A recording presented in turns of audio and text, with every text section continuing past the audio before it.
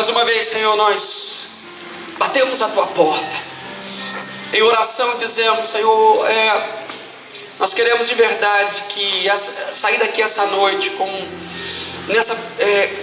essa sensação de que realmente foi algo tão maravilhoso, foi tão especial, e aquilo que o momento de adoração, de oração, da palavra, ó Deus, será um momento que a gente vai aplicar, e amanhã nós iremos nos lembrar desse texto, da Tua palavra, e esse texto vai fazer diferença na nossa vida, de maneira muito prática, profunda e poderosa. É isso que nós desejamos. Portanto, queremos que essa quarta-feira seja uma quarta muito, mas muito especial para o nosso relacionamento contigo, para a nossa fé, em nome de Jesus. Por isso, Senhor, dá-nos olhos para Te ver, ouvidos para Te ouvir e um coração pronto a Te obedecer. Declaramos que todos quantos ouvirem essa palavra entenderão, e aqueles que a aplicarem em suas vidas serão mais felizes e abençoados em nome de Jesus. Ó Senhor, e por isso nessa noite pedimos: fala com a gente, Senhor, fala com a gente, talvez de uma maneira diferente, mas fala com a gente, em nome de Jesus. E se você desejar isso, você diz amém, amém e amém. Ok, vamos lá, Mateus capítulo 6. Já vou começar do 9, porque eu quero enxugar aqui o nosso tempo e ideia. E o versículo 9 diz assim. Ok, vou começar pelo 8. Portanto, não vos assemelheis a eles. Está falando dos religiosos, dos fariseus. Porque Deus, o vosso Pai, sabe tudo de que tendes necessidade, antes mesmo que lhe peçais. Só olha para mim, só um pouquinho. Uma vez uma pessoa chegou para mim, uma ovelha, e sem saber o que responder a uma pessoa que é testemunha de Jeová, disse assim: olha, está aqui, mostrou na Bíblia, olha só o que Jesus está falando acerca disso que vocês fazem. Vocês não precisam ficar orando. Jesus disse que antes de você dizer alguma coisa, Ele já sabe o que você vai pedir. Então para que você orar? E todo mundo sabe que testemunho de Jeová morre de medo de oração, não é isso? Porque para eles assim, é uma prática no mínimo maligna, ok? É antibíblica. Aí a pessoa chega para mim e diz assim: pastor, o colega disse que não é para orar, porque Jesus mesmo disse que Ele já sabe o que a gente quer, antes mesmo que a gente peça. Aí eu disse assim: ok, porque essa pessoa tinha mostrado o versículo 8. Eu disse para ela só te esqueceu de mostrar o versículo 9, que diz assim: por essa razão vós orareis. Então Jesus está ensinando o contrário, Ele está ensinando orar, ok? Versículo 9: por essa razão vós orareis. Pai nosso que estás nos céus, santificado seja o teu nome, venha o teu reino, seja feita a tua vontade, assim na terra como no céu.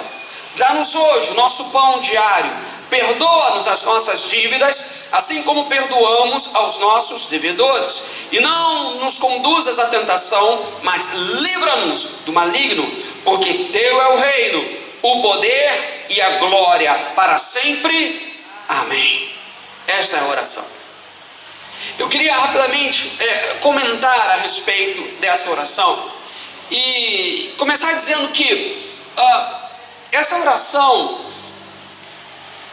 Jesus faz uma oração modelo, e nesse modelo de oração Ele começa a tocar em alguns elementos que para Jesus seria necessário, seria importante. Então assim, gente, para início de conversa, o que Jesus ensina, os elementos de oração que Jesus toca aqui, nos ensina a orar, a gente precisa compreender uma coisa: se não fosse importante, Jesus não teria mandado orar. Se não fosse necessário, Ele não diria para nós orarmos. Então, o que está aqui no mínimo tem que ser visto como algo necessário para a nossa vida, simplesmente por uma questão lógica e óbvia. se não fosse necessário, Jesus não teria dito: vocês vão orar assim e vocês vão tocar nestes pontos durante a oração. A partir dessa visão da importância e da necessidade de oração, eu começo então a levar mais a sério algumas coisas que muitas vezes a gente deixa de orar, que não faz parte da nossa oração, quando na verdade Jesus declarou: quando você for orar, você vai tocar nesse ponto, você vai dizer isto aqui. Então vamos lá. Ele começa dizendo no versículo 9: por esta razão vós orareis, Pai nosso que estais no céu. Então, para início de conversa, Jesus começa a oração mudando talvez a ideia de oração justamente dos fariseus, que Jesus estava falando sobre a postura dos fariseus na oração. E Jesus começa chamando Deus de Pai, porque isso era diferente da relação que aqueles homens tinham com Deus, sabe? Jesus estava dizendo assim: olha, quando você for orar, ore, fale com Deus dentro dessa perspectiva de pai e filho. Um pai ama o filho, um pai cuida do filho, ao invés de chegar e dizer assim: ó grande Deus, Rei da glória e todo-poderoso, ó Senhor do universo, Criador dos céus e da terra, ó bendito é o Shaddai, que tem todo o poder em suas mãos. Ao invés dessas coisas que simplesmente demonstram a falta de intimidade, de relacionamento com Deus, você vai começar a orar quebrando um protocolo. Você vai ser íntimo, você vai ser informal, você vai começar a chamá-lo de Pai. E dentro dessa visão, a gente muda o nosso relacionamento com Deus.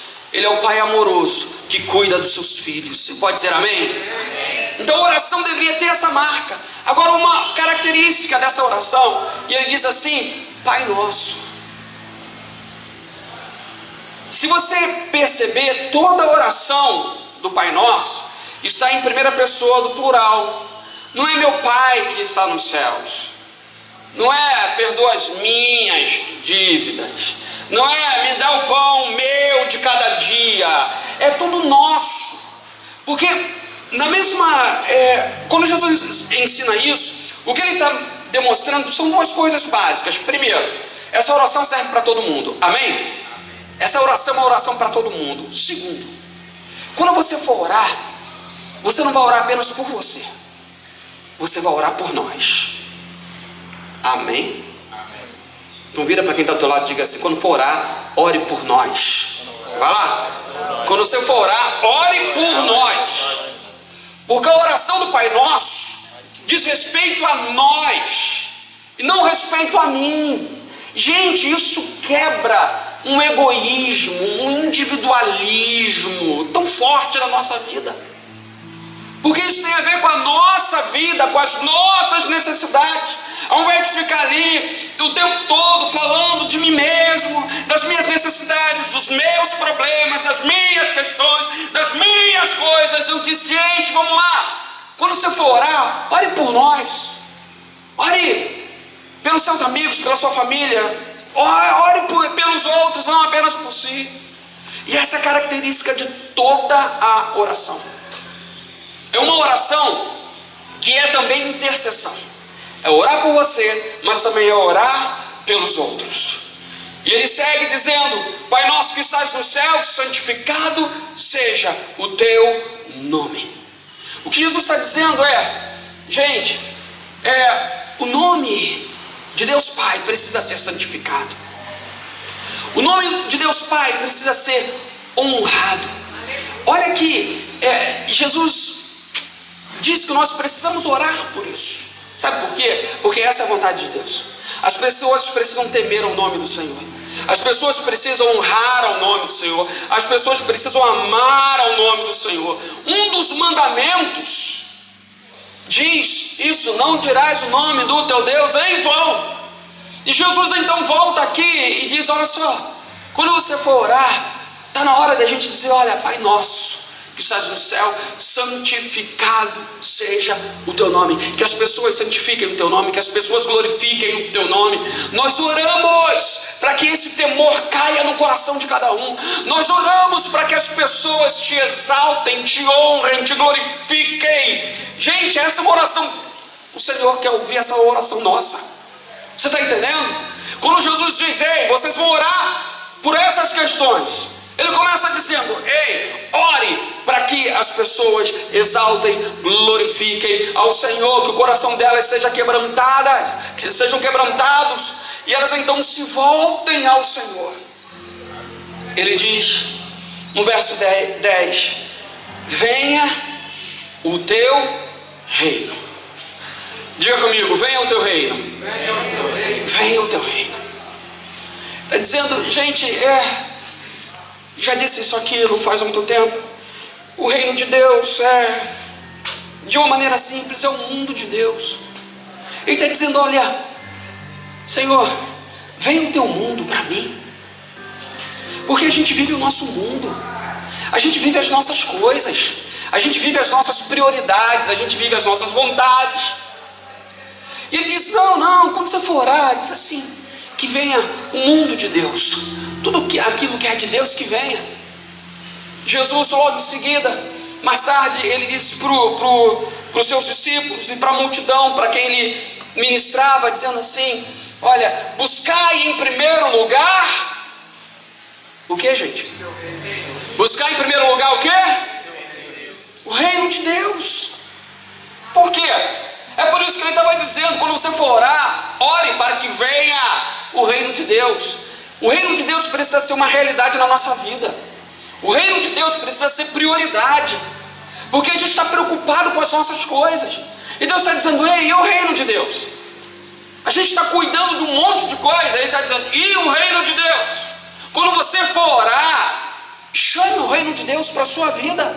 O reino de Deus tem que ser parte do seu dia a dia. Você já tem que acordar, tirar o pé da cama e já cair no mundo de Deus. E no mundo de Deus existem prioridades, existem valores, existem direcionamentos. No mundo de Deus existe tudo aquilo que é de Deus, e cabe a nós assumir essas coisas e pô-las em prática na nossa vida. Por isso ele diz: ei, e olha aí, não temos orado que o nome do Senhor seja santificado, que o coração das pessoas sejam quebrantadas e elas honrem ao Senhor. Não temos orado para que o reino de Deus venha sobre nós, para que o mundo para que a gente faça parte de todo o mundo de Deus. Isso seja uma realidade prática na nossa vida.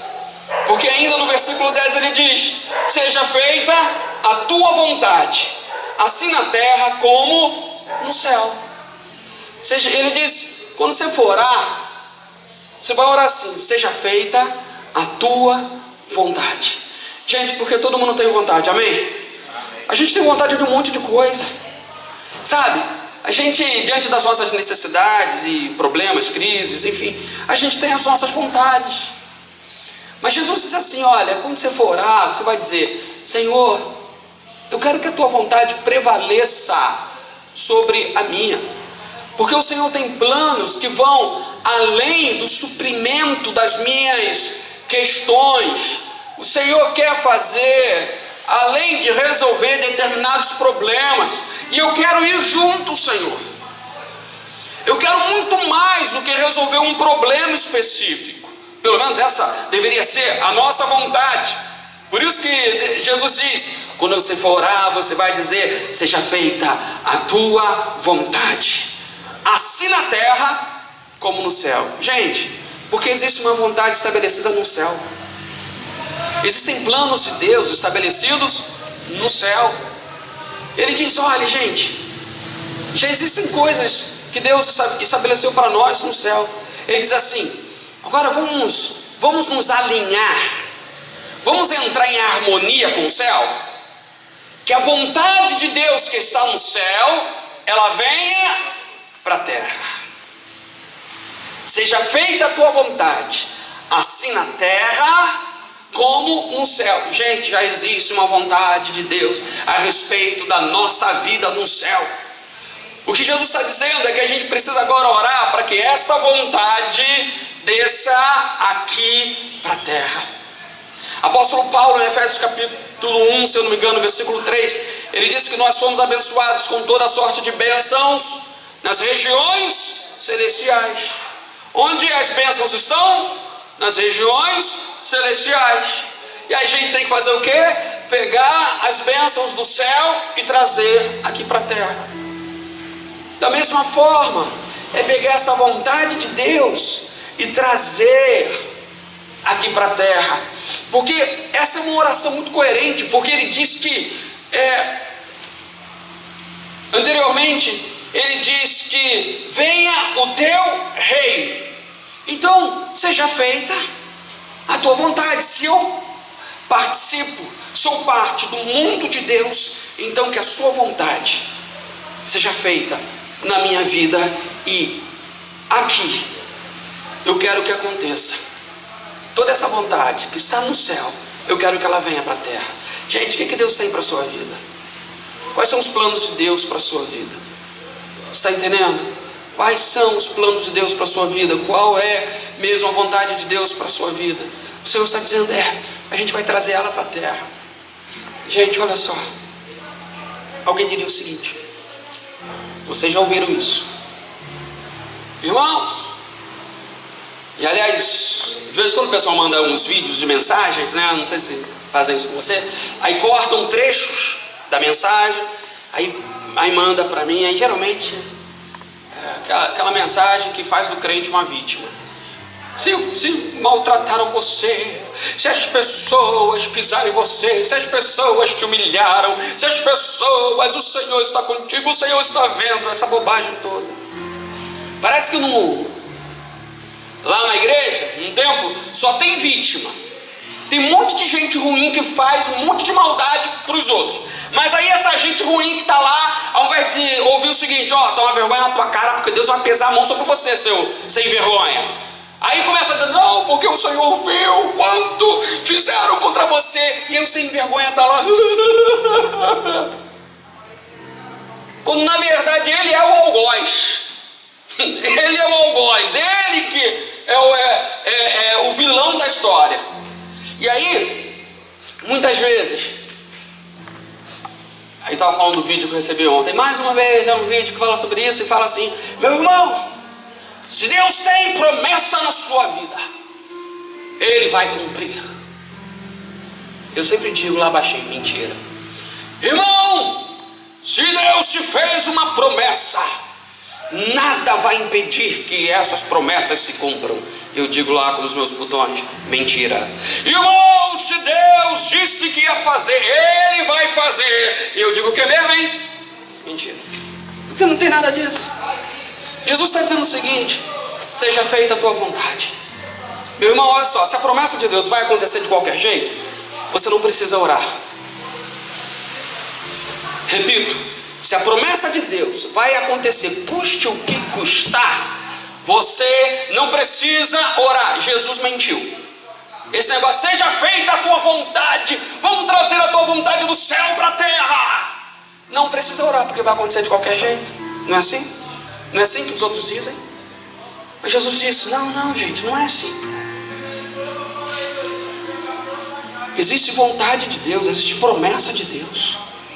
E uma das coisas, não é tudo que a gente pode fazer não, uma das coisas que a gente faz é orar: Senhor, Tu tens uma promessa, cumpra essa promessa, realiza essa promessa. Senhor, faz com que essa promessa aconteça agora, nesse tempo, em nome de Jesus. Eu reivindico a promessa, que venha a promessa, seja feita a Tua vontade, assim na terra como no céu. Gente, porque se não orar, não vai acontecer. E todos nós sabemos. Um monte de gente que tem promessa, gente. Um monte de gente que tem promessa vai morrer sem ver as promessas de Deus. Porque se orar, pelas promessas, a vontade de Deus, não fosse necessário, Jesus não teria dito: olha, quando vocês forem, quando vocês forem orar, orem pela vontade de Deus, para que ela seja feita. Você está me entendendo? Diga amém. Ok? Versículo 11: dá-nos hoje o nosso pão diário. Ele diz: dá-nos, em outra versão, o pão nosso de cada dia. Olha só, Jesus, se é o pão nosso de cada dia, Jesus está ensinando para orar por este pão uma vez por semana, amém? Se é para dar-nos amanhã, é dar-nos quando, gente? Dá-nos hoje. O pão de quando? De amanhã? O pão de hoje. E amanhã, o que é que a gente faz? Hoje é quarta, amanhã é quinta. Dá-nos hoje o pão de hoje. E na sexta? Dá-nos hoje o pão de hoje. E no sábado? Dá-nos hoje o pão de hoje. É o que Jesus está ensinando. Porque, dentre algumas coisas, isso demonstra a nossa dependência do Senhor pela provisão diária. E a gente é muito autossuficiente. Está entendendo? A gente é muito autossuficiente. A gente pode demais. A gente é forte demais. A gente é competente demais. Habilidoso demais. Porque muitas vezes a gente é incapaz de dizer: Senhor, dá-nos o nosso pão de cada dia. Dá para mim, dá para minha família, dá para os meus irmãos lá na igreja, dá lá para o meu vizinho, dá para algumas pessoas, Senhor, que estão precisando desse pão. Dá-nos hoje o pão de hoje, o suprimento de hoje. Gente, se isso não fosse necessário, por que Jesus teria nos ensinado a orar, dizendo: dá-nos hoje o pão nosso de cada dia? O que ele estava pretendendo então? Se não é importante clamar pela provisão diária, então nós estamos apenas perdendo tempo. O Senhor quer despertar em nós essa necessidade que se expressa na oração, essa dependência que a gente expõe diante do Senhor, para deixar claro: Senhor, eu não posso mesmo. O pão da minha casa, o meu alimento, a provisão para as minhas contas, tudo vem do Senhor, tudo vem das tuas mãos. E o Senhor pode fazer isso hoje, e amanhã mais uma vez eu tenho contas a pagar. Senhor, eu preciso do teu socorro hoje, e depois amanhã. Ou talvez você tenha dinheiro suficiente para suprir todas as tuas contas e está tudo pago. E aí você esquece. Eu já disse isso aqui. Algumas pessoas afirmam: é fácil ser crente na abundância, o difícil é ser crente na crise, na escassez. É uma outra coisa que eu também não concordo. Você vai orar quando? Na abundância ou na escassez? Então você é mais crente na escassez. A crise, ela gera efeitos diferentes dependendo da pessoa. Pessoas simplesmente se afastam completamente do Senhor na hora da crise, e pessoas se lançam aos pés de Jesus justamente na hora da crise. Cada pessoa reage de uma maneira diferente. Outras se tornam mais crentes, outras se tornam menos crentes. Gente, se dinheiro fosse tão bom para a vida espiritual, Deus dava dinheiro para todo crente.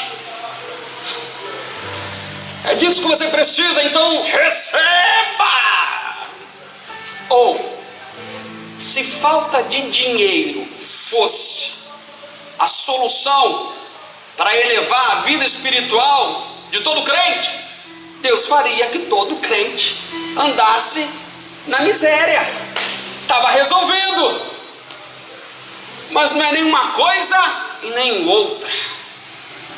E cabe a gente a lidar bem com a crise, cabe a gente administrar bem a nossa fé. Você está me entendendo? Diga amém. Dá-nos hoje, tem que orar hoje. Versículo 12: perdoa-nos as nossas dívidas, assim como perdoamos aos nossos devedores. Perdoa as nossas dívidas. Esse trecho para mim é interessante, porque Jesus trata a ofensa como uma dívida. Em um dos devocionais eu escrevi sobre isso. Jesus disse: existem algumas pessoas que estão te devendo, e aqui não necessariamente é dinheiro, pode ser dinheiro também, mas existem pessoas que têm uma dívida com você, porque assim, de alguma maneira elas roubaram alguma coisa de você. Elas roubaram a tua paz, roubaram a tua alegria, roubaram a tua credibilidade, roubaram a sua autoestima. Foram pessoas que te ofenderam e de alguma maneira elas tiraram alguma coisa. Então assim, essas pessoas são os seus devedores. Elas estão te devendo. E aí Jesus diz assim: olha, perdoa-nos as nossas dívidas, assim como perdoamos aos nossos devedores. E aí duas coisas. Jesus está dizendo o seguinte: olha, você está reclamando da dívida dos outros, mas você tem uma dívida comigo. Porque quando você for orar, você tem que dizer: perdoa as nossas dívidas, em primeiro lugar, assim como nós perdoamos aos nossos devedores. E aí, o pedido de perdão, e aliás é interessante essa ideia. Eu precisava, na verdade, fazer uma pesquisa. Eu não fiz essa pesquisa. Dívida e perdão. Perdão não parece o aumentativo de perda? Não é coerente, não é lógico? Você tive uma perda. Não, tive um perdão, porque foi muita coisa. Tem a ver com as dívidas. E aí a gente tem que, diante de Deus, dizer: Senhor, perdoa as minhas dívidas. Eu também estou te devendo, porque eu te ofendo. Porque existe um princípio, gente, da graça de Deus, é a gente fazer ao outro o que o Senhor primeiro fez conosco. E o Senhor nos perdoou. Você pode dizer amém? Amém. Nós tínhamos uma dívida com Ele. A palavra de Deus diz que todos os nossos pecados nossas dívidas foram cravadas na cruz. E aí, quando a gente se torna cobrador de dívidas, sabe, do tipo, e aí, a gente é muito coerente sem saber, né? Então a expressão "ele me paga", ela vai me pagar, é exatamente isso. Está cobrando uma dívida. Só que, gente, depois que você foi lesado na sua alma, na sua vida, não dá mais. Jesus está ensinando, ó, não adianta cobrar, porque fulano, ciclano, beltrano não tem como mais repor. O estrago já está feito. Eles não têm como mais consertar o que fizeram. Então assim, perdoa. Não, mas eu não vou perdoar de jeito nenhum, porque você não sabe o que eles fizeram. Gente, assim, perdão nunca foi uma questão de amor ao próximo. Você não perdoa porque você ama muito os outros, não.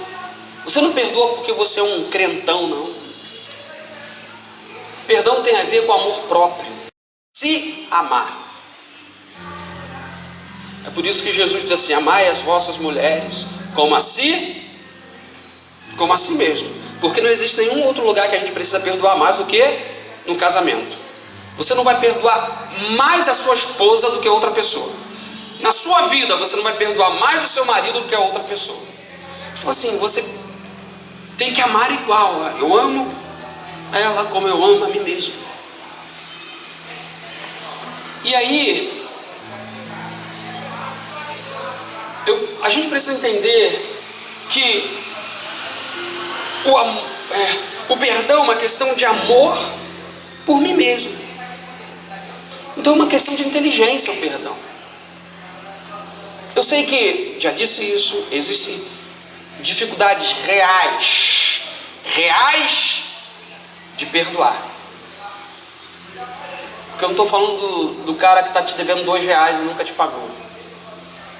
Está entendendo? Não, poxa, fulano até hoje está me devendo, nunca me pagou. Já tem 5 anos. Aqueles R$5 que eu emprestei já deve valer uns 15. Pô, pelo amor de Deus, né?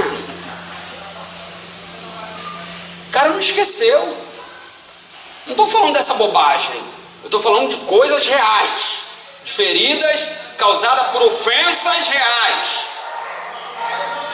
E aí, é uma questão, não é porque você ama muito, porque você é muito bonzinho, mas sim, é uma questão de inteligência, porque Jesus falou assim: perdoa as nossas dívidas assim como perdoamos aos nossos devedores. E aí lá no versículo 14, 15, que nós não lemos, mas o 14 diz: pois se perdoardes aos homens as suas ofensas, assim também vosso Pai Celeste vos perdoará. Entretanto, se não perdoardes aos homens, tampouco vosso Pai vos perdoará as vossas ofensas. O que Jesus está ensinando é o seguinte: se você perdoar quem te ofendeu, aos seus devedores, você será perdoado. Se você não perdoar os seus devedores, você não será perdoado. O que eu faço? O que eu faço? Eu vou orar muito para o Espírito Santo me revelar. Eu vou perdoar, porque eu fui cheio do amor de Deus. Não, meu irmão, porque você não é burro. Desculpa dizer isso. Aí você simplesmente perdoa. Eu não quero cair nessa furada, com todas as dificuldades que você vai ter para perdoar. Mas você sabe que se não perdoar, você vai estar implicado em consequências ruins, negativas para a sua vida. E a falta de perdão significa pecado. E o pecado vai atrapalhar a ação de Deus em sua vida. Você está me entendendo? Diga amém. Então, na hora de decidir perdoar, de ter que perdoar, eu decido simplesmente porque essa é a condição para também receber o perdão de Deus e não ter dívidas com Deus.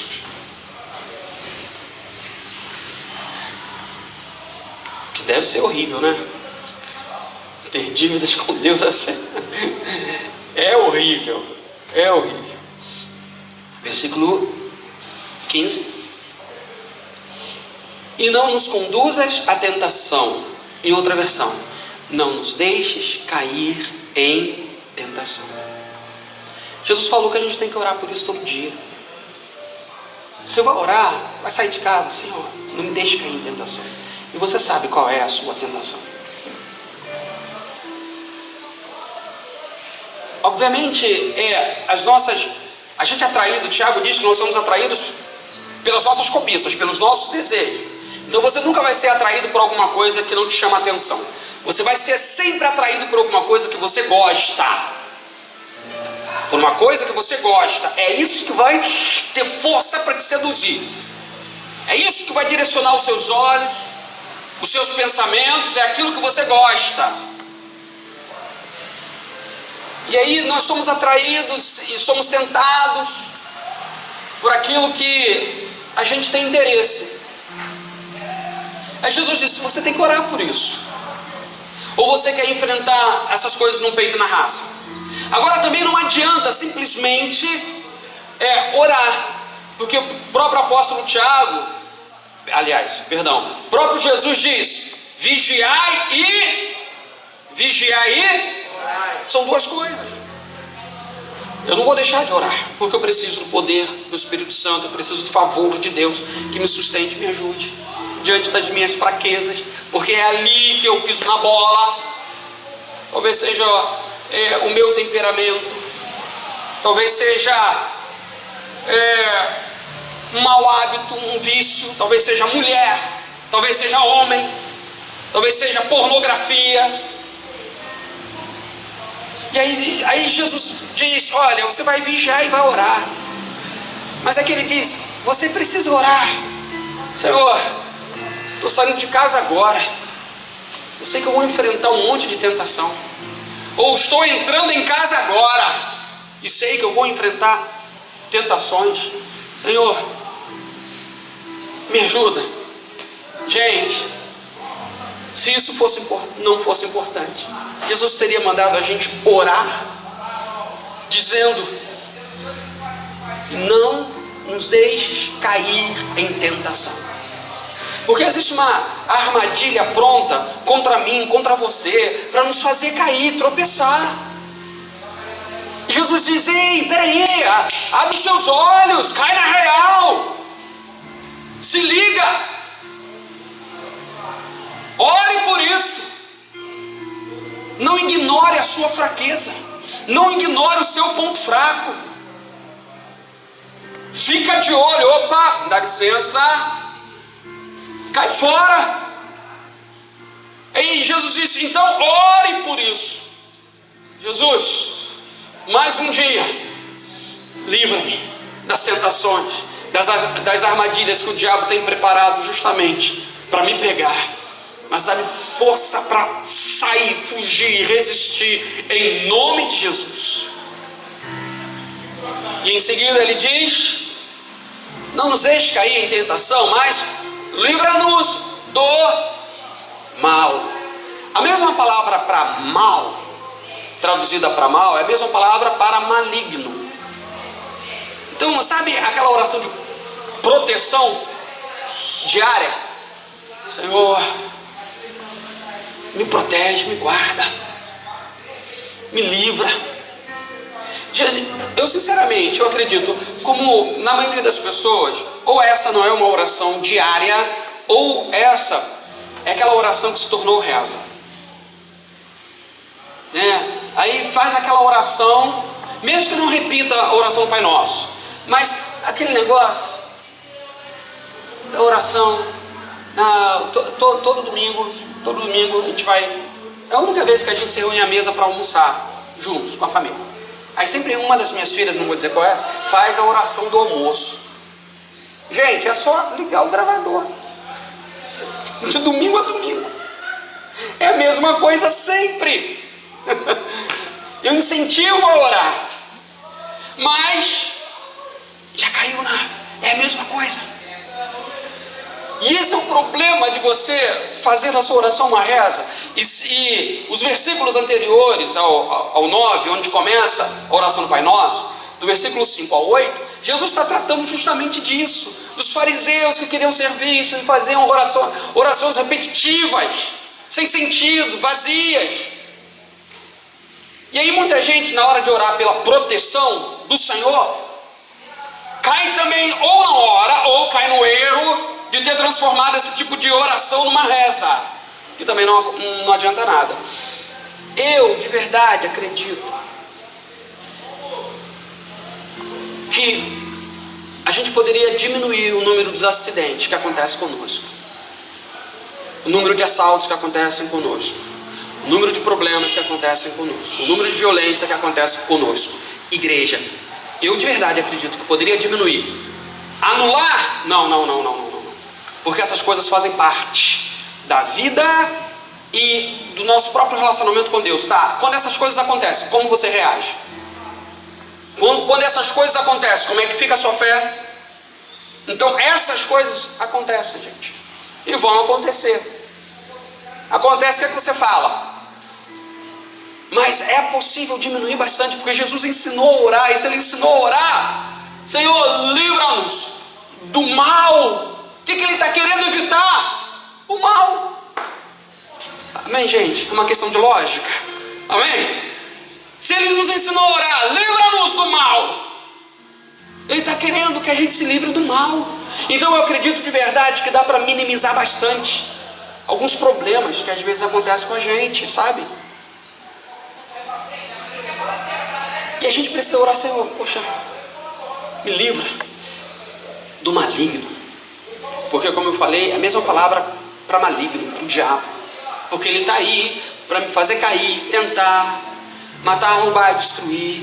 Livra-me do maligno e de todo o poder do diabo. Me cerca com teu poder, com teu sangue, com teu favor, Senhor, e ajuda-me em nome de Jesus. E ele conclui a oração dizendo: por quê? Toda oração, por quê? O final é por quê ou pois, dependendo da versão.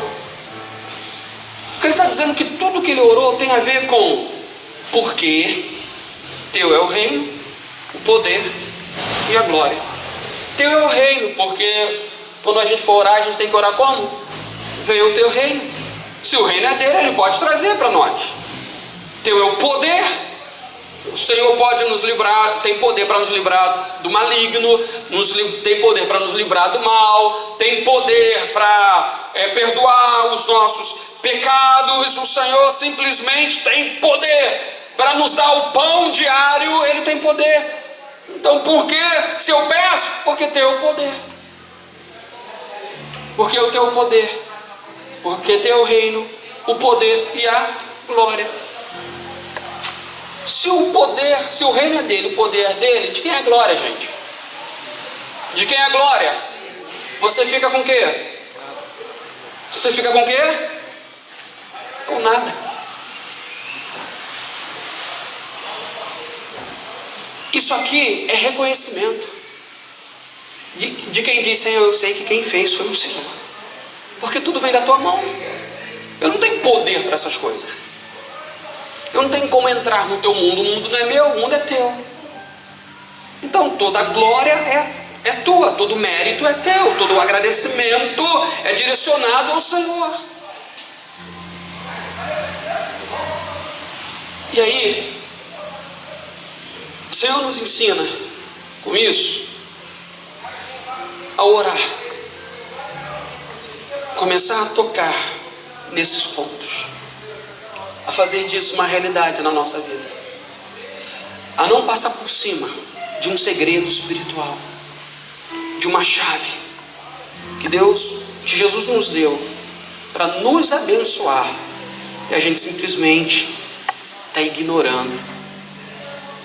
E a gente pode ver a mão, o favor, a bênção de Deus, se a gente compreender que Ele não nos daria uma oração se ela não fosse necessária. Ele não nos mandaria orar por isso se não precisasse orar por isso. Ele está dizendo: está na hora da gente começar a clamar por essas coisas. Você pode dizer amém? Amém. Vamos ficar de pé.